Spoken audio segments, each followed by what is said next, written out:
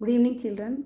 2 mark revision பாருங்கள். 10th standard மாறுபாட்டு கெழு. அந்த சம்மில் மாறுபாட்டு கெழு கொடுத்துருக்காங்க. சராசரி எக்ஸ் பார் கொடுத்துருக்காங்க. திட்ட விளக்கம் என்ன? திட்ட விளக்கத்துக்கு இந்த சிம்பிள் சிக்மா. ஃபார்முலா என்ன? மாறுபாட்டு கெழு சமம் sigma by X bar into 100. சிவிங்கிறது மாறுபாட்டு கெழு, கோஎஃபிஷியன்ட் ஆஃப் வேரியன்ஸ். அதை கொடுத்துட்டாங்க.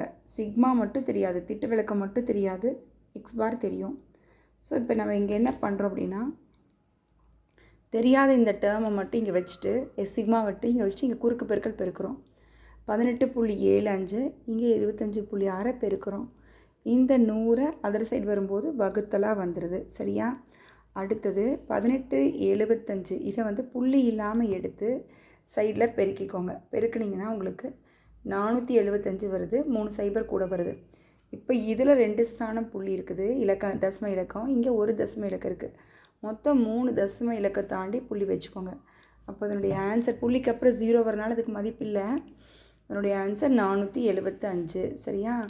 அதை எடுத்து எழுதிக்கிறோம். பை 100. 100ஆல் வகுக்கும்போது கடைசியிலேருந்து 2 ஸ்தானம் தள்ளி புள்ளி வச்சா போதும்.